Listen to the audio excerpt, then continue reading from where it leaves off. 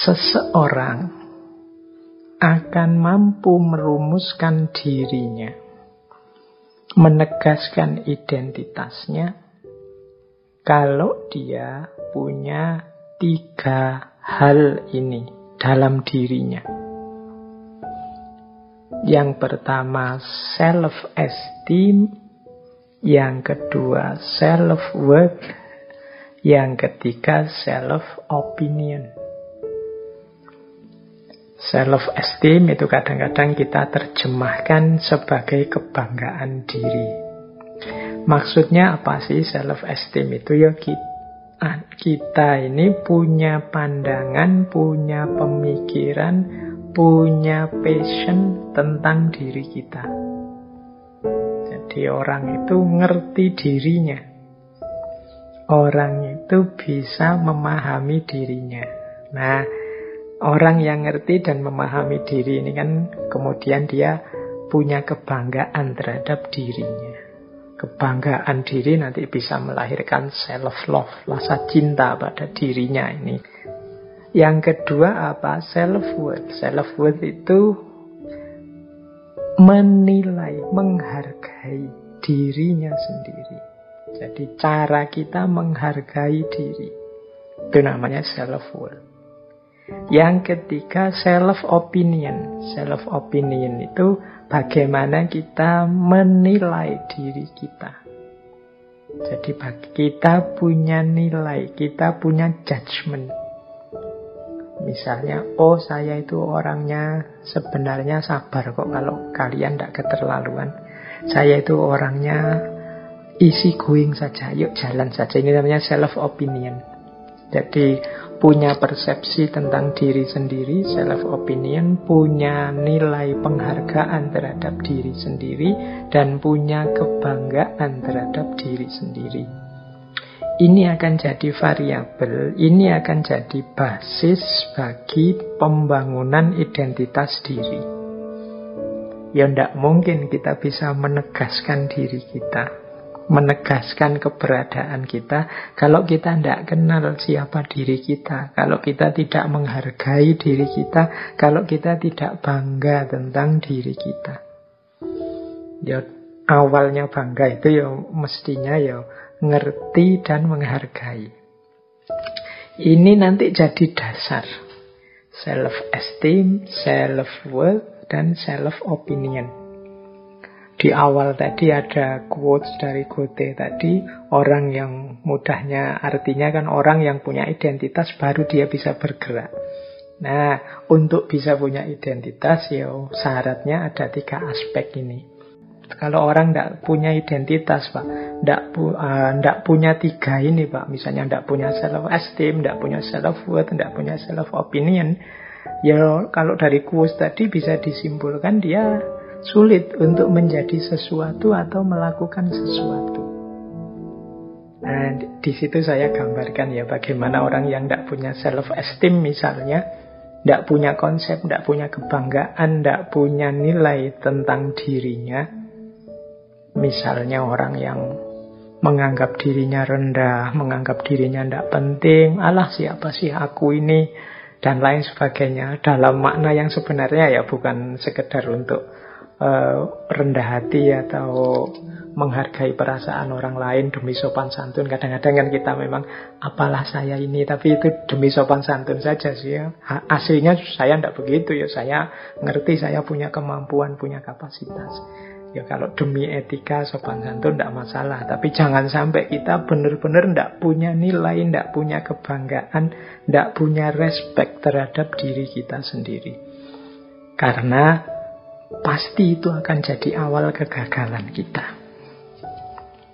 Kalau orang low self-esteem, orang yang kebanggaan dirinya rendah, itu biasanya dia negatif expectancies. Jadi harapan-harapannya serba negatif.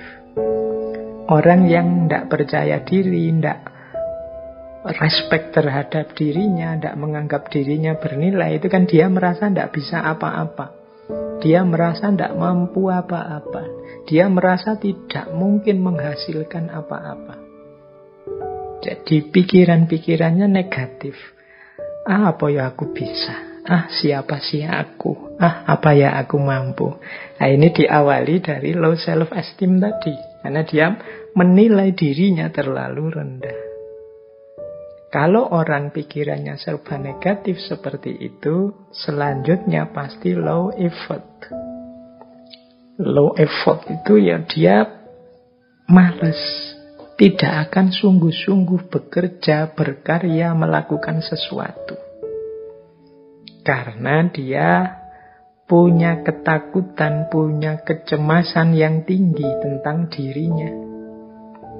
Karena negatif, ya dia akhirnya cemas. Apa ya aku bisa sukses? Apa ya aku mampu untuk berhasil? Apa ya ada jalan keluar dari masalahku? Orang yang pikirannya seperti ini kan kalau melakukan sesuatu terus jadinya tidak sungguh-sungguh. Dia tidak memberikan yang terbaik dalam hidupnya. Upaya-upayanya tidak maksimal. Akhirnya apa? Ya beneran dia gagal.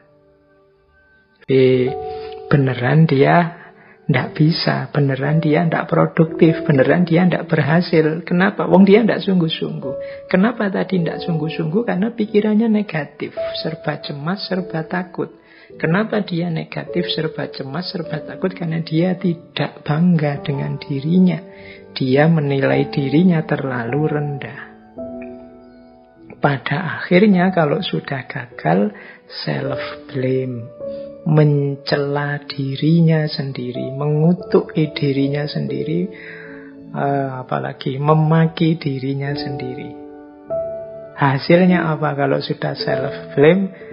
Tambah rendah diri, tambah minder, tambah low, tambah rendah self-esteem-nya. Tambah rendah ya tambah negatif pikirannya, tambah penuh kecemasan, tambah penuh ketakutan. Akhirnya tambah tidak maksimal dalam bekerja, kegagalannya bertambah lagi.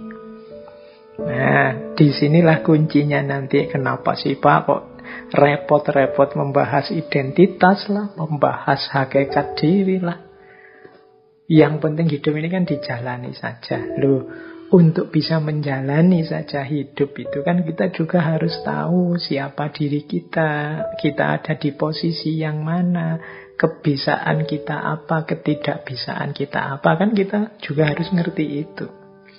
Kalau tidak, khawatirnya nanti kita jatuh pada kegagalan-kegagalan, terus menyalahkan diri sendiri, akhirnya rendah diri, akhirnya pikirannya tambah negatif, tambah takut, tambah cemas, kerjanya tidak maksimal, tambah gagal, tambah menyalahkan diri. Ini lingkaran setan ini semoga bisa kita putus. Allah menciptakan kita itu sebagai makhluk yang paling dicintai dan paling dimuliakannya. Tidak ada manusia itu yang rendah dan layak direndahkan. Semua manusia dalam aspek kemanusiaannya, hakikat dirinya sebagai manusia itu mulia. Perilaku dan tindakan kita lah yang membuat kita kemudian jadi rendah atau kemudian malah jatuh derajat kemanusiaan kita. Jadi ini dasar pengenalan diri. Jadi untuk mengenal diri sebelum kita membangun identitas, kita harus punya self-esteem, self-worth, dan self-opinion. Kebanggaan diri, penghargaan diri, dan nilai pandangan tentang diri sendiri.